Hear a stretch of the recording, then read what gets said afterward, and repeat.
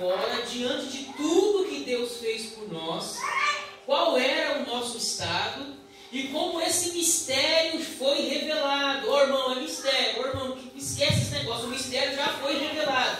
O mistério é Cristo. Na carta aos Efésios, na carta aos Colossenses, na carta aos Efésios mostra que o mistério que até então ainda não havia sido revelado, mas foi revelado, era que através da obra de Cristo, Deus estabeleceria uma nova humanidade. Deus iria fazer uma nova família, e essa nova família é a unidade de judeus e gentios. Nós estávamos longe, nós fomos trazidos para perto. E quem é que fez isso? Deus. Capítulo 1 você vai ver. Deus elegendo, Deus predestinando, tudo isso por meio do Filho e o Espírito Santo selando isso. Então sempre é Deus fazendo, é Deus fazendo, é Deus fazendo. E qual era o nosso estado? Morto em delitos e pecados. Amém? Então Paulo, nos capítulos 1 e nos capítulos 3, ele ora para que a igreja, para que nós, olha irmãos, da igreja de Efésios e circunvizinhança, que é onde vai chegar essa carta, não esqueçam disso. Eu oro por discernimento, para que vocês tenham entendimento disso. Olha o que Deus fez por vocês, foi Deus que fez isso. Deus já abençoou vocês, vocês são abençoados, guarde isso. Vocês já são abençoados, vocês já estão entronizados com Cristo, vocês já podem desfrutar dessa nova humanidade, vocês já estão reinando com Cristo, vocês já estão assentados com Cristo nas regiões celestiais. Amém? Cristo está assentado à destra do Pai no céu, mas Cristo sendo cabeça, o corpo, que é a igreja, está na onde?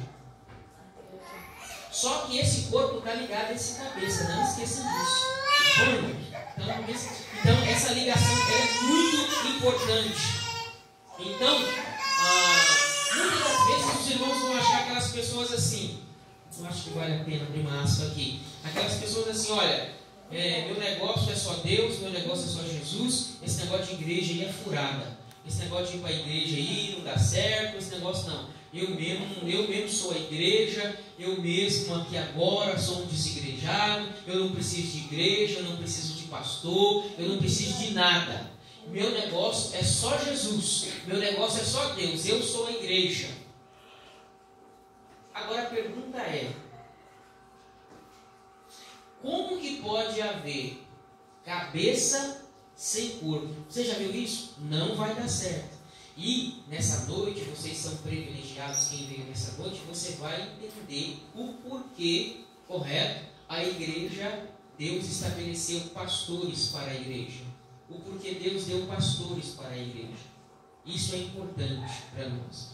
Então, irmãos e irmãs, a igreja, que é o corpo de Cristo, está ligada a esse cabeça que é Cristo. Então, nós precisamos estar ligados, não só no cabeça, mas fazer parte desse corpo que é a igreja. E essa igreja, ela tem uma função importante que a gente vai entender nessa noite.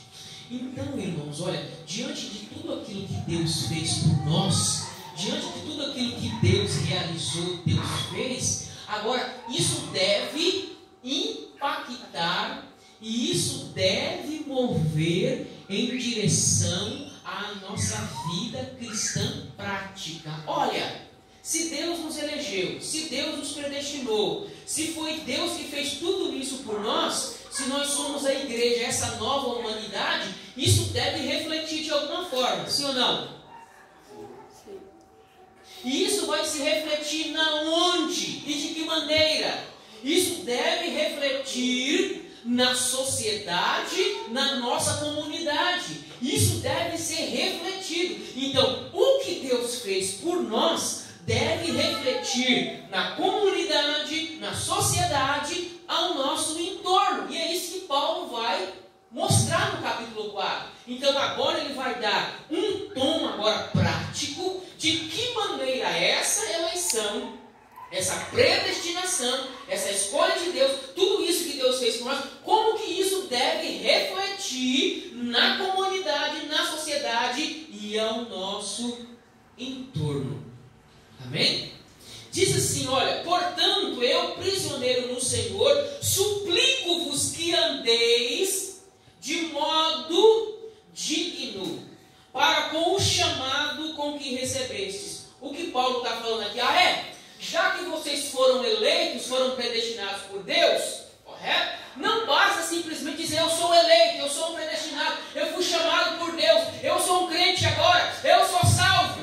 Então, se você é eleito, se você é salvo, se você é um cristão agora, se você faz parte dessa nova humanidade, isso deve refletir agora na vida sua prática, na sua vida cristã. E de que maneira? Paulo está falando, olha gente, isso se reflete na vida de vocês. Vocês devem a partir de então, a partir de agora, portanto, é um adversativo aqui, vocês devem andar de maneira digna da vossa vocação a qual vocês foram chamados.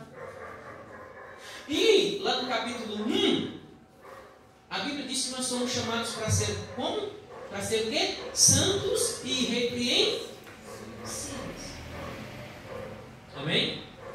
Então, nós devemos agora mostrar de forma prática, de forma vivida nessa sociedade, essa santidade, essa diferença, correto?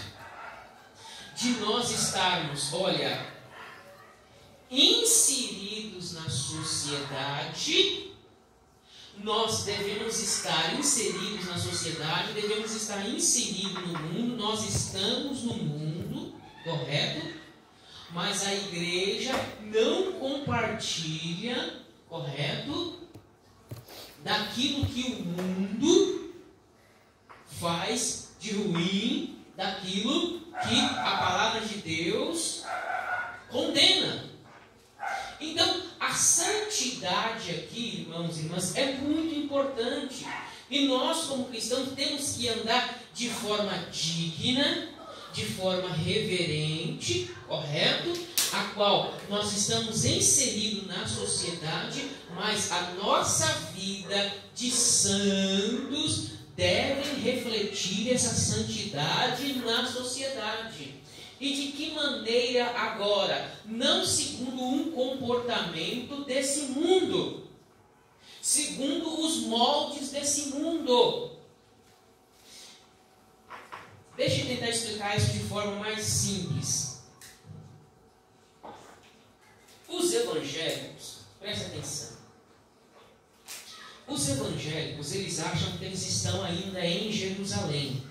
Eles estão em Jerusalém. Aqui no Brasil, os evangélicos acham que eles estão em Jerusalém. O que significa isso? Em Jerusalém, aonde todas as pessoas devem guardar a lei do Senhor, devem cumprir os mandamentos, devem adorar o único Deus, devem obedecer certinho. Porque se não fizer isso, vai dar problema. Mas deixa eu dar uma notícia para você, meu irmão, para você, minha irmã. Nós não estamos em Jerusalém. Nós estamos na Babilônia. E na Babilônia o costume é diferente. O Deus que se adora não é Yahvé, são os deuses pagãos. O costume e a prática é diferente. Então nós estamos inseridos nessa Babilônia que é esse mundo, aonde o Deus desse mundo, correto? Não é Yahvé. Eles adoram outros deuses, a prática deles são diferentes. E nós cristãos estamos querendo que as pessoas, correto, se comportem como nós. Não vão se comportar. Não adianta. Os evangélicos estão querendo fazer com que a sociedade se torne cristã por base de decreto. Olha, vamos estabelecer. Existe uma bancada em Brasília chamada bancada evangélica. Só Jesus. Então vamos estabelecer leis, vamos prender, vamos segurar o máximo para que as pessoas... Não adianta, meus irmãos. Nós estamos na Babilônia. E na Babilônia não é só Deus que adora. É Marduk. É o Deus pagão, é o Deus desse mundo. Não espere que as pessoas do mundo tenham um comportamento que você, como cristão, tenha. O comportamento desse mundo é um, o seu é outro. Você está ali como resistência, como homem e mulher que está inserido na Babilônia, mas não compartilha dos mesmos modos, dos mesmos costumes, das mesmas práticas da Babilônia. Você é uma pessoa Então, já que nós somos eleitos, predestinados e chamados, nós não estamos em Jerusalém. Os evangelhos estão assim hoje. Ah, meu Deus, Jesus amado, você está vendo? Não está assim, olha, esse mundo, meu Deus, Senhor, tem misericórdia. Meu irmão, minha irmã, nós não estamos em Jerusalém, nós estamos na Babilônia. Como é que você quer que as pessoas se comportem? Como você, as pessoas não vão se comportar. Não espere a verdade das pessoas, espere a mentira. Não espere a bondade do mundo, espere a maldade. Porque nós não estamos em Jerusalém. Eles não conhecem o Deus. Eles não conhecem a fé. O Deus que ele conhece é o Deus desse mundo. Então nós, irmãos e irmãs, estamos inseridos dentro de uma Babilônia, e essa Babilônia ela se reflete aonde você trabalha, aonde você mora, aonde você está inserido. O seu vizinho, ele não é cristão, você é cristão. O teu patrão não é cristão, você é cristão. O seu vizinho não é evangélico, você é evangélico. Não espere que ele se comporte como se ele estivesse em Jerusalém. Ele vai xingar mesmo, ele vai falar palavrão, ele vai mentir, ele vai fazer tudo. Mas você foi eleito, você foi chamado, você foi predestinado. Então essa vocação deve se refletir nessa Babilônia, nesse mundo. O nosso comportamento deve ser outro. Como filhos e filhas de Deus que estão inseridos nessa Babilônia. Amém?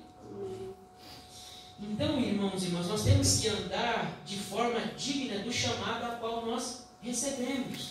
Já que nós somos eleitos, predestinados, nós devemos andar segundo a vocação a qual nós somos vocacionados nesse mundo. Então, essa vocação se reflete, irmão, não é aqui dentro da igreja, não é aqui nessa reunião. Em parte sim, mas ela mais vai se refletir lá fora. É a nossa vocação, o nosso chamado vai se refletir lá fora. Amém? Então nós queremos cristianizar o mundo, irmãos e irmãs. Olha, cristianizar o mundo hoje é uma coisa que não vai acontecer. Vamos declarar, a marcha para Jesus está chegando aí de novo. Vamos declarar que o Brasil é do Senhor Jesus. Você pode declarar, o Brasil não vai ser do Senhor Jesus. Não haverá, o Brasil não adianta. Pode declarar o que for, as pessoas não vão se tornar todos evangélicos. E mesmo que se torne, e se tornar, pastor, nada para Deus é impossível. O Brasil agora se tornou evangélico, não vai dar certo. Por quê? Porque a gente já viu essa experiência. No primeiro século, olha, o primeiro século, o segundo século, o terceiro século, no quarto século, ascendeu-se ao trono um imperador chamado Constantino. O Constantino, os cristãos estavam cansados de ser perseguidos. 300 anos de ser perseguido, irmão, não dá certo, né? Não dá certo. Então, o Constantino, ele ascendeu ao trono. E ele baixou o edito para parar a perseguição. Opa, já é uma grande vitória. Para parar de perseguir cristãos. Não! Vocês podem sair aí do buraco onde vocês estão escondidos nas valas. Vocês podem vir para a sociedade de novo. Pode se reunir. Vocês não vão ser perseguidos. Outro imperador para frente chamado Teodósio, o que ele fez? Ele oficializou o cristianismo. Então, o império se tornou cristão por base de decreto. Porque naquela época, quando o imperador se tornava cristão, logo a nação era cristã. Mas a prática e o costume do povo qual que era? Eles eram pagãos. Eles eram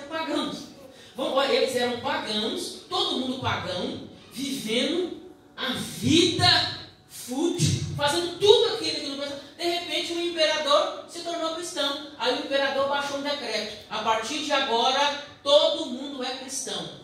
A única parte que eu gosto, irmãos e irmãs, da história da igreja era não sei se eu falo isso, não sei o que eu falo. Vai lá. Eu tem uma parte que era boa. Assim, o imperador se tornou cristão e era interessante que no domingo as pessoas tinham que vir para a igreja, de uma forma ou de outra. Isso vai ficar mais com a ênfase mais forte no período puritano, né? Se você não visse para a igreja no domingo, você e sua família, é interessante que as pessoas cantam assim, olha, eu queria voltar ao tempo de Paulo, o tempo da igreja primitiva, eu queria voltar à igreja do passado. Tem certeza, irmã? Se você não visse para a igreja com sua família no domingo, sabe o que ia acontecer, irmão? Sabe o que ia acontecer? Ia chegar uma cartinha lá na sua casa. Sabe a cartinha que vocês reclamam aí? De multa, de trânsito, taxa de imposto, vocês não gostam de pagar? O que vocês acham que aconteceu com a família quando a família não compareceu na igreja no domingo? Porque domingo para eles é o dia do? Sim. Não podia faltar no culto. Se você faltasse no culto, você era multado. E se não fosse bem justificado, meu irmão, minha irmã, você pagou uma multa pesada. Isso é maravilhoso. Vamos meditar isso hoje, vamos. Se você não vir para a igreja, você vai pagar uma multa. Porque a igreja é a igreja do Estado. Coisa maravilhosa. Agora vocês não estão agora ninguém. Disso vocês não sabem, mas eu estou dando essa informação para vocês. Meus irmãos, é sério isso, pastor? Se as pessoas não vissem para a igreja, as pessoas pagavam uma multa, pagavam, era taxado. A mesma coisa de hoje, você entendeu? Então tinha que estar na igreja. Não compareceu 3 domingos, você corria o risco de ser banido, expulso. Né? Então, não basta a gente chegar como Constantino por baixo de decreto e declarar assim, olha, o Brasil é do Senhor Jesus, mas o comportamento, as atitudes das pessoas ainda é pagã, ainda é ímpia. Não adianta. As pessoas precisam entender de fato o que Deus fez por elas, o que Jesus fez por elas, o amor de Jesus por elas. Senão a mensagem do Evangelho não vai ter sentido. As pessoas não entenderam a obra de Deus, o que Deus fez por elas. O que Cristo fez, reconciliou o mundo consigo de novo. Trouxe nós para perto, nós estávamos longe. Então isso é muito importante, irmãos, para nós, como igreja. Por quê, irmãos? Porque quando nós vemos Paulo aqui falando, irmãos, nós devemos andar nessa sociedade. Veja que os Efésios, irmãos, o que o contexto da carta aos Efésios? Eles eram todos ímpios, pagãos, adoradores da deusa Diana dos Efésios. Mas eles vêm para a igreja agora.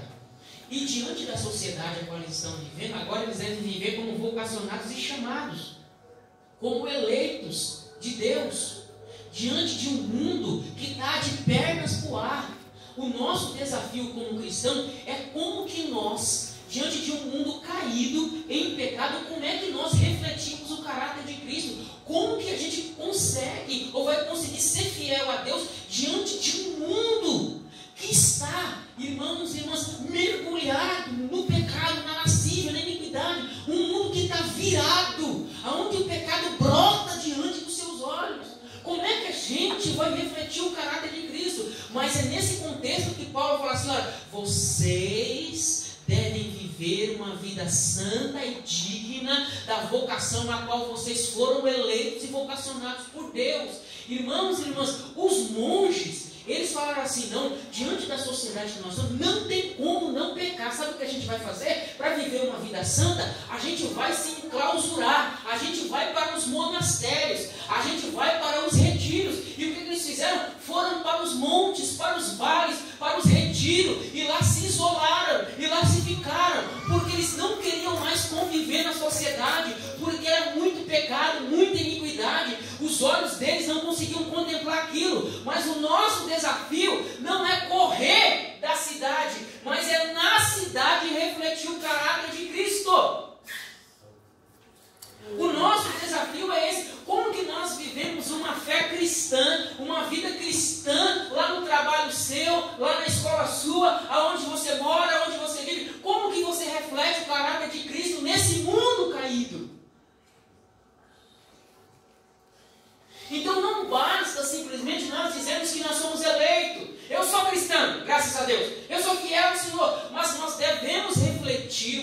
de Cristo nessa sociedade caída, ímpia e pecadora.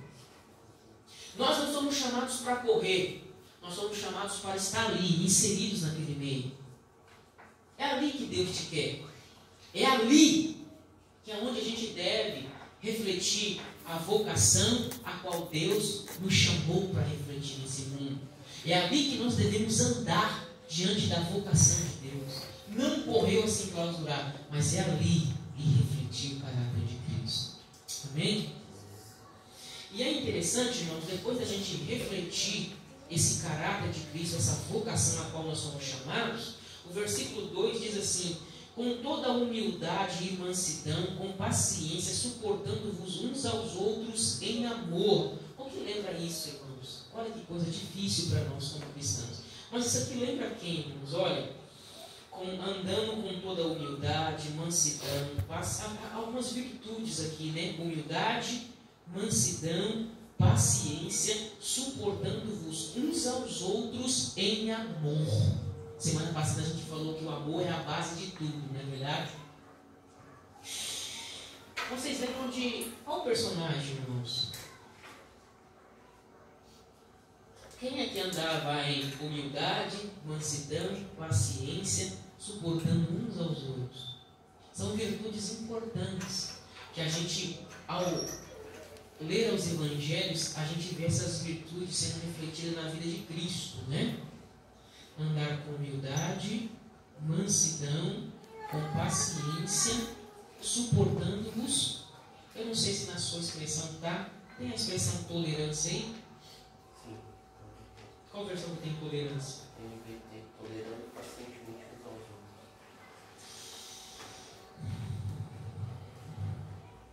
A gente acha muita expressão hoje, mas eu não estou suportando. Eu não estou suportando aquela pessoa. Eu não estou suportando, eu não estou tolerando, eu não estou suportando. Olha, eu já estou por aqui. Mas, diante da vocação a qual nós somos chamados, nós somos convidados, como Jesus, a andar em humildade, em mansidão, com paciência, suportando uns aos outros. Na igreja, e isso também deve ser refletido lá fora. É uma grande pergunta que a gente deve fazer. Se a gente não suporta, se a gente não está tolerando os irmãos aqui, irmãos, para que diacho de céu você quer ir? Porque o céu que você vai, a pessoa diz que também vai. Não tem como você correr dela. Não tem como você correr dele. Então é melhor fazer as pazes aqui mesmo. Já é melhor começar o vínculo da paz aqui mesmo. É por isso que Cristo, a gente vai ver mais para frente, ele já estabeleceu a paz. Então é melhor você, com seus inimigos, nós, irmãos e irmãs, estabelecer o vínculo da paz. Nós somos o povo da paz, nós não somos o povo da guerra. Nós não somos o povo da guerra, nós somos o povo da paz. Por quê? Porque Cristo estabeleceu a paz. Nós vamos evitar a guerra ao máximo. Nós vamos evitar o conflito até onde puder. Por quê? Porque nós somos esse povo vocacionado de Deus, que vai fazer de tudo para evitar. O mundo, o conceito do mundo é: eu não, eu já não sou assim. O cristão não, nós somos assim. Você não vai para a guerra? Não, não vou para a guerra, porque é isso que os discípulos queriam. Quando Jesus disse que ia para Jerusalém, o intuito deles é: vamos aí, vai acontecer uma guerra e nós vamos tomar o poder. Vai ser dessa maneira, que a gente vai tomar um poder e vai colocar os nossos inimigos para correr. Mas nós não, irmão. Nós somos um povo que seguimos o Cordeiro de Deus. Eu sei que todo mundo gosta do quadro do leão, né? Eu sei que você gosta na sua casa. E mais raiva que dá que agora eles fizeram um leão bem bonito, assim, de 3, né? Todo mundo quer o do leão. Mas ninguém quer o do cordeiro sangrando lá na sala. Quem quer colocar um cordeiro sangrando lá na sala da sua casa? Que você gastou tanto para investir, para pintar bem bonito, você colocar um cordeiro sangrando. É para você olhar para aquele cordeiro e refletir. Agora, quando você vê um leão, as imagens falam. As imagens falam. Você sabia disso? As imagens falam. Porque quando você coloca a imagem de um leão lá, na sala da sua casa, no quarto, sei lá onde você quiser colocar, aquela imagem te traz o quê?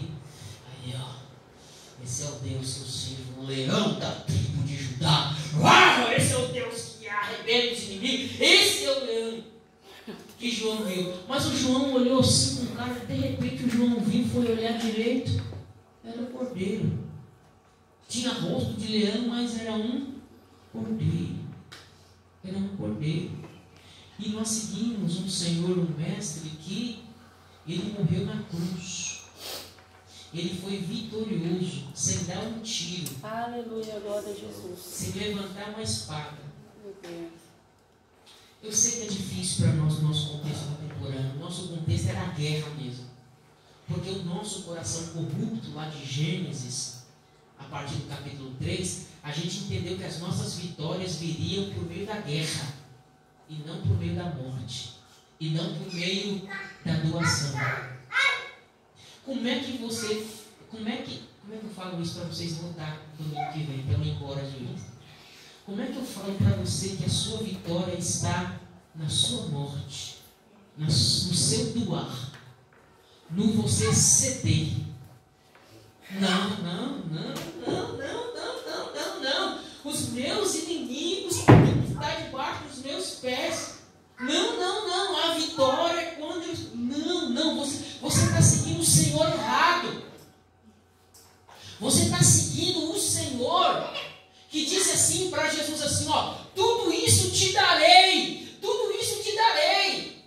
Essa é a proposta de Satanás para nós, irmãos e irmãs. Para esse mundo, tudo isso te darei. O que você quer? As glórias desse mundo, o poder desse mundo, tudo que você quiser, eu vou te dar.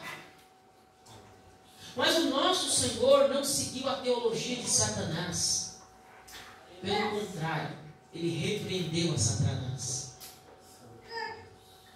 Ele podendo usar o poder que Ele tinha, Ele não fez isso. Ele disse, nem de pão viverá o homem, mas sim a palavra de Deus.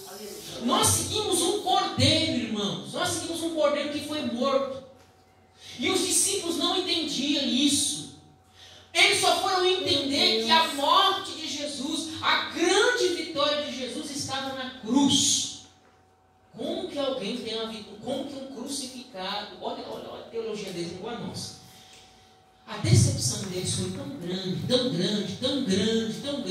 porque a expectativa deles era que o Senhor iria vencer todos os seus inimigos, iam colocar todos eles debaixo dos pés. Mas quando eles viram aquele homem na cruz crucificado, meu Deus, perdi 3 anos da minha vida. Perdi 3 anos. Eles não estavam entendendo que a vitória do Senhor, que a grande vitória do Senhor estava no seu doar, no seu morrer. Então nós temos que viver uma vida nesse mundo, irmãos, de morte. Como assim, pastor? A cada dia você tem que morrer para esse mundo, para viver para Deus. Aleluia. Quando eu digo morrer, a cada dia você tem que crucificar esse egoísmo seu, essa vaidade sua, essa soberba sua, esse narcisismo seu, esse ego seu. Você tem que crucificar isso todos os dias, porque o mundo está dizendo para você, não, você pode, você tem, você é o homem, você é a mulher. Mas o nosso Senhor, irmãos, nós seguimos um cordeiro que foi morto na cruz do Calvário, e a morte dele mostrou que a vitória foi certa, e é isso que a gente vai ver. O versículo 3 diz assim: procurando cuidadosamente manter a unidade do Espírito no vínculo da paz. Só reforçando aqui, irmãos, promover a unidade, repita comigo, unidade do Espírito no vínculo da paz. Nós somos o povo da paz. Nós somos Pacíficos. Repita comigo, pacíficos. Nós evitamos a guerra. Nós evitamos a guerra. Nós não somos o povo da guerra. Nós não somos o povo da guerra. Nós somos um povo pacífico. Sabe? Amém, irmã? Lá na sua casa, você é uma pessoa pacífica. Lá no seu trabalho, você é uma pessoa pacífica. Lá na sua rua, lá na sua vida, você é uma pessoa pacífica. Você evita a guerra. Porque nós aprendemos a estabelecer a paz com o nosso Senhor. Não, Pedro, baixa. Não, Pedro, abaixa a espada. Abaixa a espada. Não, mas o meu inimigo vai vencer. Não tem problema. Você não entendeu que você é o vitorioso. Nós já seguimos o vencedor. O que ia acontecer conosco, irmão? Para nós. Quem entendeu isso de fato foi o apóstolo Paulo. Quando Paulo chegou, ele chegou a um nível assim, que ele disse assim, ó gente, para mim, viver é Cristo, morrer. Porque ele entendeu, ele entendeu que ele já faz parte dessa nova humanidade, dessa nova família de vencedores. O problema nosso é que a gente está definindo vitória e vencer segundo o conceito desse mundo. Você não entendeu que você já é vencedora, já é vencedor, já está sentado no lugar celestial. Minha irmã, sua vida, o que acontecer com você é lucro. Aleluia, glória a Deus. Paulo entendeu e nós cristãos devemos entender isso. A nossa mentalidade não deve ser segundo a mentalidade desse mundo, segundo o padrão desse. Nós seguimos outro Senhor, você segue outro Senhor, não o Senhor desse mundo. Aleluia, Jesus. Por isso que para viver Cristo e morrer é lucro. Porque se nós estamos com Cristo, irmãos, nós somos vitoriosos, nós somos ganhadores, nós já somos vitoriosos. Aleluia, glória a Deus. É só uma questão de tempo. Nós somos o povo da paz, porque o nosso Senhor, o nosso Cristo é o Cristo que estabeleceu a paz. É por isso que nós, diante das guerras, nós não vamos pegar em armas, nós não vamos atirar, nós não vamos fazer porque nós somos o povo, mas nós somos uma guerra e vai matar todos nós, não tem problema nenhum. Porque nós sabemos a quem nós seguimos. Porque a gente sabe, se um dia a gente tombar aqui, nós nos levantaremos lá no céu. Aleluia. Agora, por que você não tem essa certeza? Agora eu não sei que Senhor você está seguindo. Porque diante do contexto desse mundo, irmãos e irmãs, que tem apresentado outro Deus, outras divindades, os cristãos têm sido seduzidos pelo Deus desse mundo. Nós seguimos um cordeiro, que diante dos seus algozes, nós estamos falando do Criador, nós estamos falando do Criador do universo, que diante dos inimigos, ele poderia fazer assim, ó.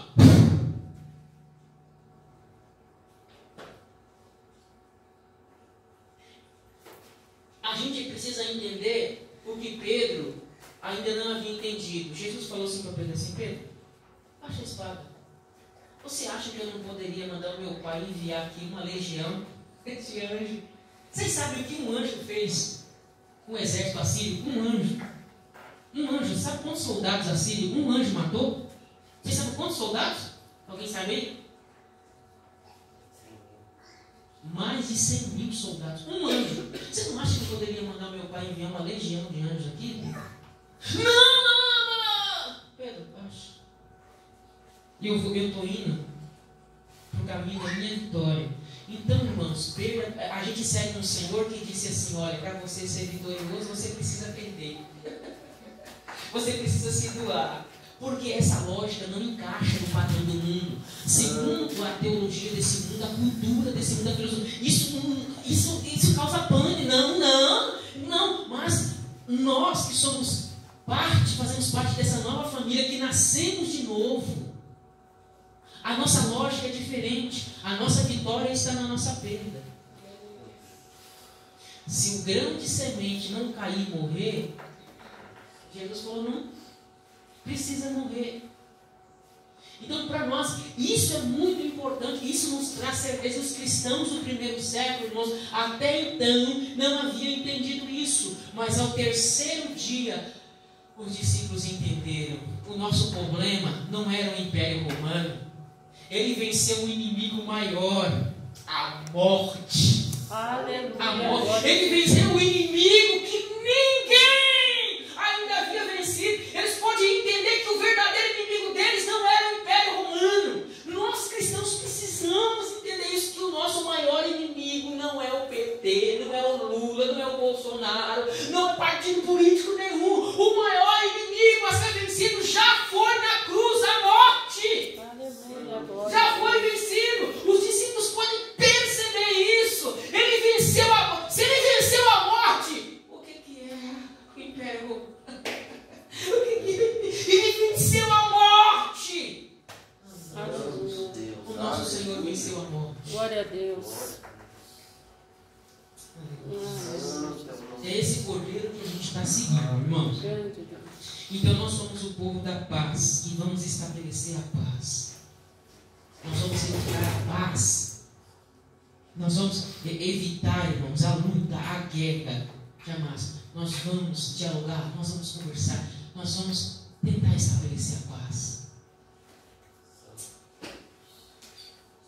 Aí tem um versículo que me causa náuseas, né? Paulo também vai falar, né? Se for possível, tenha paz.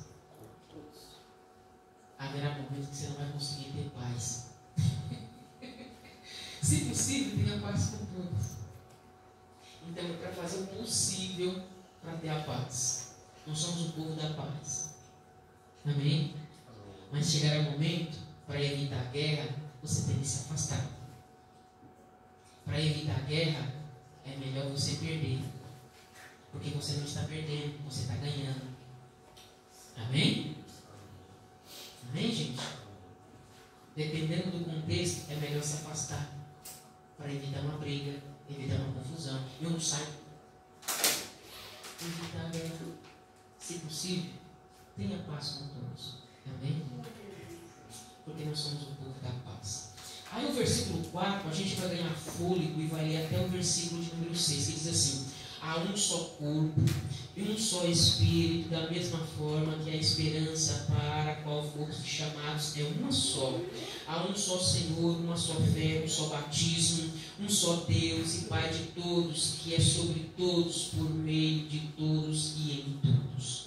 Aqui há um só Senhor, uma só fé, um só batismo e Pai de todos. Aqui é uma unidade, amados irmãos e irmãs, muito importante aqui que Paulo está dizendo para a igreja, aqui dos versículos 4 até o versículo de número 6. Há um só Espírito, correto? Há um só Senhor, há uma só fé, há um só batismo e um só Deus, Pai de todos, que é sobre todos e em todos. Amém? Precisa de interpretação isso aqui? Não precisa, né? Precisa não, né? Já está muito clara essa leitura aqui, correto? Dessa unidade aqui, que está muito presente aqui do versículo 4 até o versículo 5 e o versículo de número 6. O versículo 7 diz assim: e a cada um de nós foi concedida a graça conforme a medida repartida por Cristo. Então Cristo aqui é que reparte, né? Não sobre a medida da graça, ele repartiu a cada um, correto? E a gente vai entender isso de forma melhor agora no versículo de número 8, que diz assim: por isso é que foi declarado: quando ele subiu em triunfo às alturas, levou cativo muitos prisioneiros e distribuiu dons aos homens. Versículo 9. O que significa ele subiu, senão que também desceu às partes mais baixas da terra? Versículo 10. Aquele que desceu é o mesmo que semelhante subiu, muito além de todos os céus, para preencher tudo o que existe. Versículo 11. Assim ele designou alguns para apóstolos, outros para profetas, outros para evangelistas, outros para pastores e mestres. Do versículo 8 até o versículo 11 existe um ponto importante aqui. Vamos analisar aqui o versículo de número 8. Por isso, quando foi declarado, quando ele subiu em triunfo às alturas, Paulo está fazendo aqui possivelmente uma declaração do Salmo de número 68. Salmo 68, versículo 18. Que diz assim: olha, quando ele subiu em triunfo às alturas, levou cativo muitos prisioneiros e distribuiu dons aos homens. É interessante, irmãos, o rei, aqui, muito possivelmente essa imagem do rei, quando ele ia para a guerra, e ele voltava na frente, vitorioso, trazendo todos os seus inimigos amarrados, trazendo todos os seus inimigos. E é interessante que o rei vitorioso, ele voltava com todos os despojos, né? Todos os presentes, todas as vitórias, todos os bens, despojos, tudo aquilo, ele viu os inimigos todos amarrados. A carta aos Colossenses vai deixar isso bem claro, acho que no capítulo de número 2. Muito possivelmente, essa imagem, ela está presente aqui no Salmo 68, possivelmente, quando o rei voltava vitorioso, ele voltava com toda a riqueza, com todos os presentes do exército do rei inimigo e seus algozes todos amarrados. E o que o rei fazia? Diante da sua vitória, ele distribuía presentes, distribuía aquilo que é chamado dons, ou seja, presente. É interessante que quando Cristo ele subiu em triunfo, ou seja, quando Cristo subiu em triunfo, Cristo venceu os seus inimigos. Que eram quais inimigos? A morte. Venceu a Satanás, venceu os principados, venceu a potestade, venceu todos os inimigos dele. E ele se assentou no trono de glória. E com isso, o que Cristo fez? Ele distribuiu, ele deu dons ao seu povo após a sua vitória sobre Satanás, sobre os demônios, sobre os principados, potestades, sobre todos os inimigos dele. Cristo venceu e subiu, levantou-se triunfante. É interessante que todos os inimigos dele viu ele subindo em triunfo, vitorioso e glorioso. E diante da vitória dele, o que ele faz agora diante do rei vitorioso? Ele pode agora distribuir esses presentes, esses talentos, esses dons. Olha o que diz o versículo de número 8. Vamos retomar. Quando ele subiu em triunfo às alturas, levou cativo muitos prisioneiros. Ou seja, essa imagem de derrota, vencendo os principados, as potestades, vencendo todos eles, porque a morte não pôde segurar ele na cruz, no túmulo. Ou seja, ele morreu, ficou morto 3 dias, mas a morte não pôde segurar. Ele ressuscitou, ele levantou em triunfo. Amém? É interessante que se levantar dele foi vitorioso e glorioso diante de todo o cosmos. Todo o céu viu aquela cena. Aquilo foi um espetáculo. Ele vencendo todos os seus inimigos, amarrando, despojando todos os seus inimigos. É interessante que levou cativos muitos prisioneiros e distribuiu dons aos homens. Depois que ele venceu todos os inimigos, o que ele faz agora? Ele distribuiu esses presentes, esses dons ao seu povo. Versículo 9. O que significa ele subiu, senão também aquele que desceu às partes mais baixas da terra? Está falando do quê? Aquele que subiu é aquele que também desceu às partes mais baixas da terra. Ou seja, aqui muito possivelmente está falando do quê? Do seu sepultamento. Ou seja, da morte dele. Ou seja, que o verbo de Deus, ele não só encarnou no mundo, ele só não desceu ao mundo, mas ele também morreu e foi sepultado até as partes mais baixas. Correto? E o versículo 10. Aquele que desceu, ou seja, que morreu, que desceu, que se encarnou, mas também que foi morto e sepultado, é o mesmo que semelhantemente subiu muito além de todos os céus. Ou seja, gente do céu, a imagem do levantar de Cristo glorioso em ascensão é uma imagem gloriosa e vitoriosa para preencher tudo o que existe. Aí o que acontece agora? O versículo 11. Assim, ele designou alguns para apóstolos, outros para profetas, outros para evangelistas, outros para pastores e mestres. Aqui nós temos aqueles chamados, aqui os 5 ministérios, aqui que alguns chamam até de 4, né? Mas vamos ver aqui. Então, o que nós temos aqui? Quem é que distribuiu? O Senhor, a imagem dele vitorioso, despojou todos os inimigos. E o que ele fez agora? Ele vai distribuir dons para o seu povo. É interessante que foi Deus que designou para a igreja esse negócio de apóstolo, profeta, evangelista, pastor e mestre. Isso não é invenção humana. Isso vem do coração de Deus. Deus designou essa classe de pessoas para um propósito, para um objetivo. E a gente vai entender isso. Ou seja, quem é que designou apóstolos, evangelistas, profetas, mestres para a igreja? Quem é que designou essa classe de pessoas especiais para a igreja? Foi o próprio Deus. Então, o que acontece? No versículo 11, é Deus que designa, é Deus que estabelece, é Deus que dá para a igreja. Primeiro, ele designou quem? Apóstolos. Muito possivelmente, irmãos, aqui, o termo apóstolo, para não ser entendido, porque a gente tem muitos apóstolos hoje, né? Quando o Senhor deu apóstolo, ele é aquele que estabelece a base da igreja. É aqueles primeiros apóstolos, os 12 e Paulo, que tiveram de Deus revelação, inspiração para estabelecer cartas, como essa que a gente está lendo, correto? E estabelecer a igreja.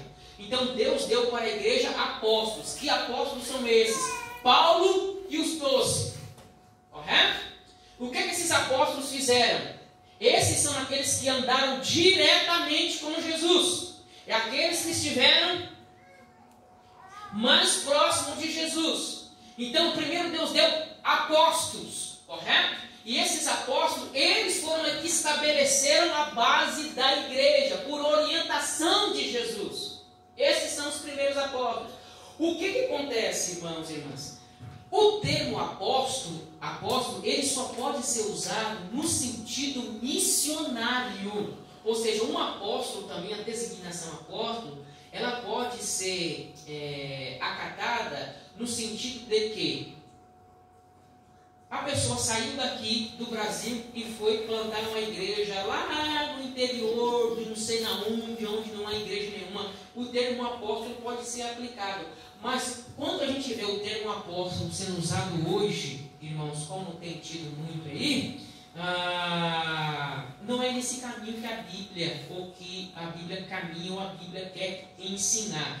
Porque se nós temos apóstolos como nos dias de Paulo, Pedro, Tiago e João, irmãos, esses apóstolos de hoje poderiam estabelecer verdades bíblicas, poderiam escrever cartas, poderiam estabelecer novas doutrinas. E a doutrina já foi dada, o ensinamento já foi dado, o cano já foi fechado. Então, por isso que a gente tem dificuldade de aceitar essas pessoas como apóstolos. Apóstolo só pode ser usado como exceção no termo do envio missionário. Correto? Esses apóstolos, a gente não vê eles como na mesma categoria dos apóstolos do primeiro século, porque os apóstolos do primeiro século tinham autoridade, receberam inspiração direta do Espírito Santo para estabelecer a igreja, para escrever cartas, para ensinar, para estabelecer a base da igreja. E esses apóstolos não podem fazer mais isso não. Bom, então foi Deus que designou apóstolos, profetas. Quem que é o profeta? Deus estabeleceu o profeta. Quem que é o profeta? O que é o profeta? O profeta é um porta-voz de Deus. O profeta é aquele que fala a palavra de Deus. É aquele, amados irmãos e irmãs, que recebe a palavra de Deus e prega e anuncia a palavra do Senhor Jesus. Correto? Deus também deu evangelistas, ou seja, para eles, quem que é o evangelista? É aquele que já está, a palavra diz, né? É aquele que anuncia o evangelho. No primeiro século havia muitos evangelistas que saíam pregando e anunciando o evangelho. Hoje as pessoas chamam de itinerante, né? E outros para pastores e mestres. Ou seja, o pastor aqui, Deus designou ele para a igreja. O papel, a função do pastor, o que é? Cuidar da igreja, zelar pela igreja, orientar a igreja. O papel do mestre ou do doutor aqui, o que é? Instruir a igreja, orientar a igreja para que a igreja não caia em heresia. Então, tanto o papel do mestre como do pastor, parece que há uma conexão. Tem pessoas, irmãos, que nem fala de 5 ministérios, fala apenas de 4, porque para essas pessoas, todo pastor tem que ser um mestre. Porque todo pastor tem que ser um mestre, parece que está vinculado, porque o pastor, ele precisa saber orientar a igreja, ele precisa ensinar o caminho para a igreja, correto? Mas existem aqueles que entendem que o pastor cuida da igreja, zela das almas, e o mestre é aquele que ensina e orienta a igreja. Então, irmãos, quem é que designou o pastor, o ministério pastoral para a igreja? Não foi homem nenhum, foi o próprio Deus. Foi Ele que estabeleceu o pastor para a igreja. Foi Ele que estabeleceu profetas. Foi Ele que estabeleceu evangelistas, pastores e mestres. Qual é o propósito agora? Versículo 12. Com o propósito de aperfeiçoar os santos. Com o propósito de aperfeiçoar os santos. Ou seja, então Deus deu o pastor, o mestre, o profeta, deu o apóstolo para a igreja para quê? Para aperfeiçoar os santos. Quem são os santos aqui? A igreja local, a comunidade, correto? Para aperfeiçoar os santos para a obra do... Então, ou seja, sabe esse dom que você tem? Sabe essa obra que Deus tem? Deus deu o pastor para que você seja aperfeiçoado nessa obra, nesse ministério.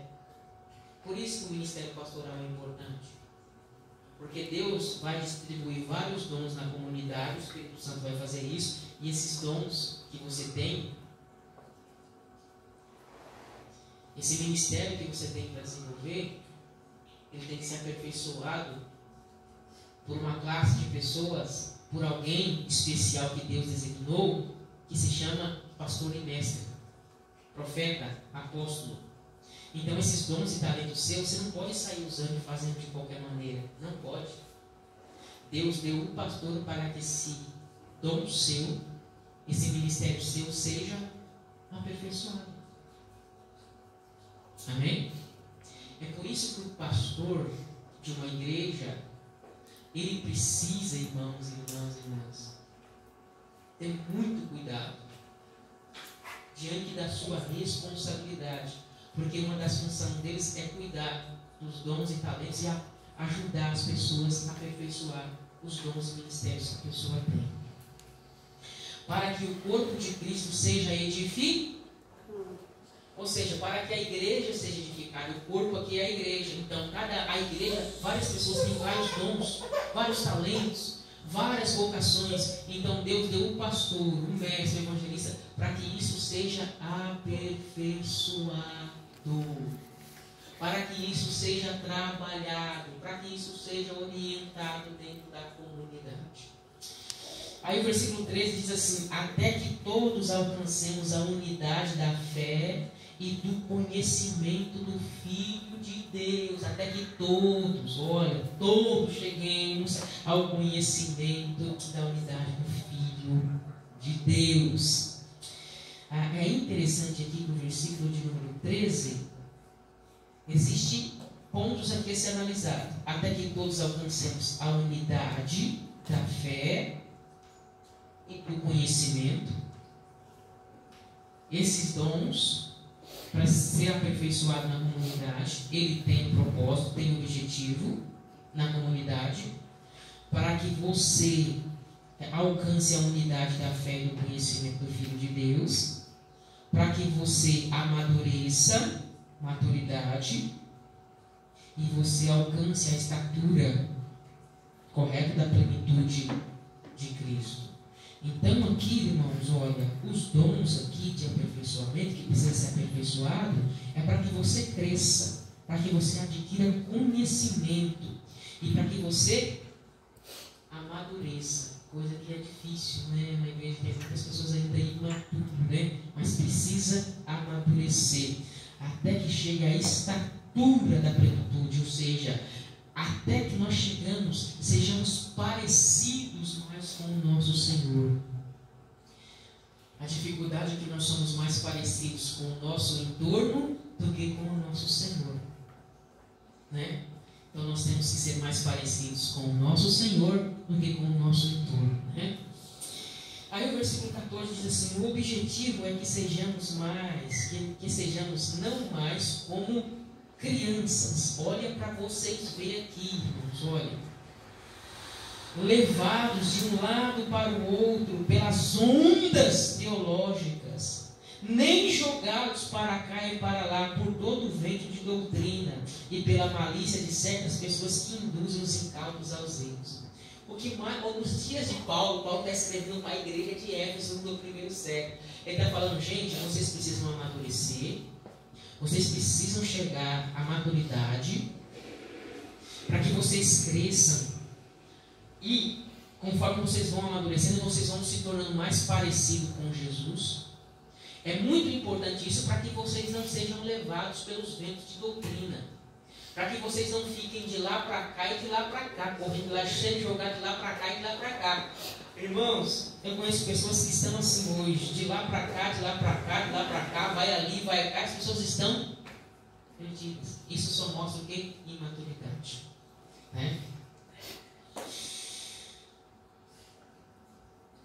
Versículo 15: longe disso, seguindo a verdade em amor, cresçamos em tudo naquele que é a cabeça, Cristo. Ou seja, cresçamos em tudo naquele que é a cabeça, Cristo. Então, o nosso alvo é Cristo, nós devemos crescer naquele que é a cabeça. A cabeça do corpo é Cristo. Quem é que dá as ordens para o corpo é a cabeça. Né?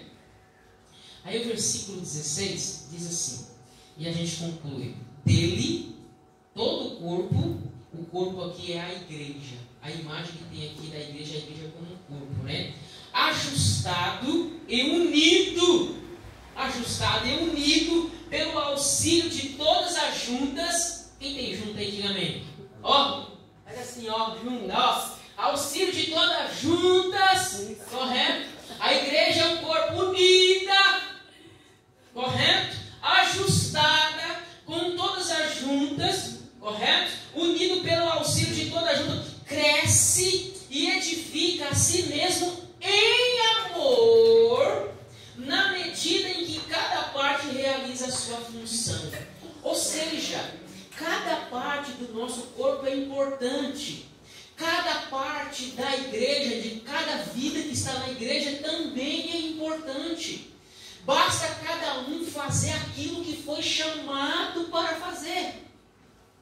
Não é isso que o texto diz? Na medida em que cada parte realiza a sua função. Aqui a gente conclui, e eu já vou fazer a aplicação aqui já. Irmãos, havia uma época na minha vida, e isso precisou ser corrigido.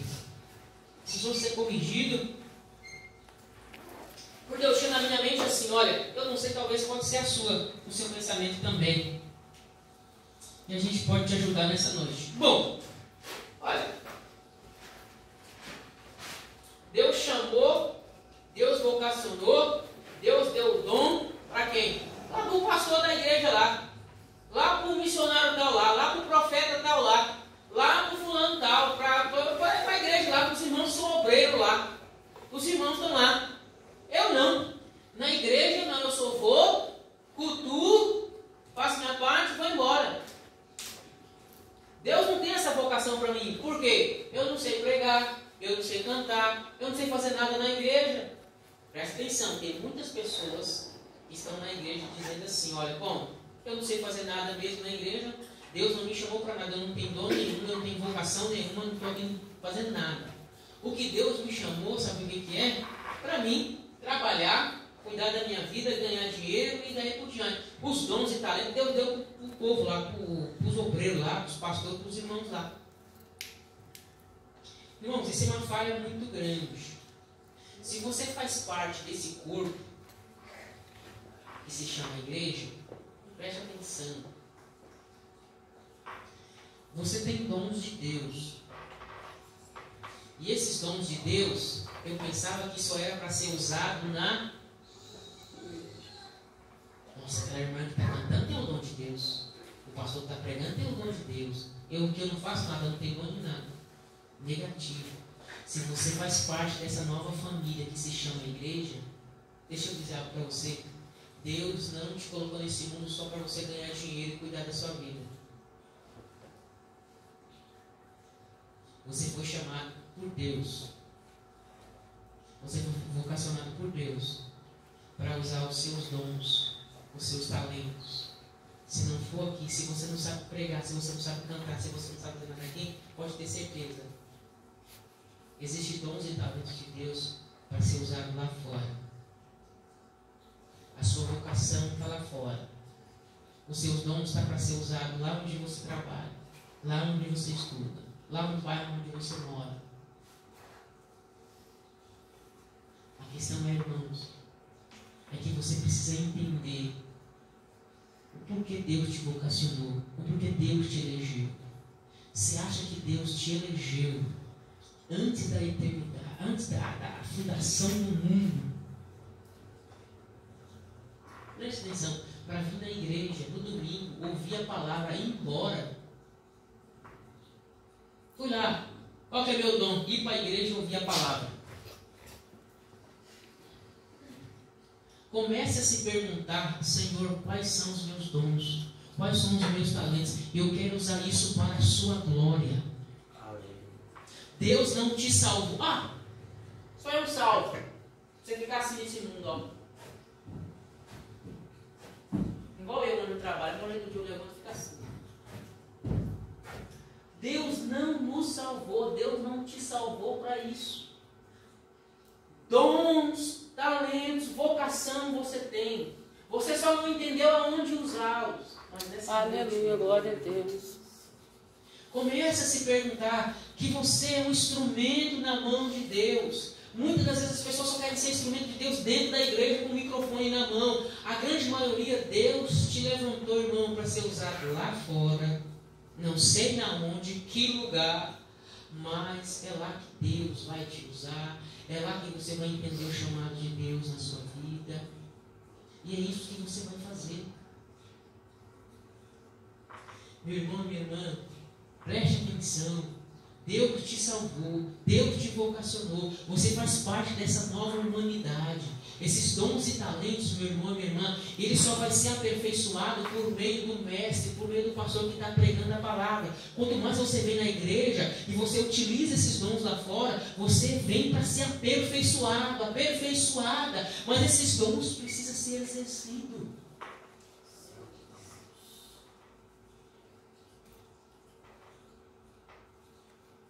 Amém? Vamos colocar de pé. Senhor,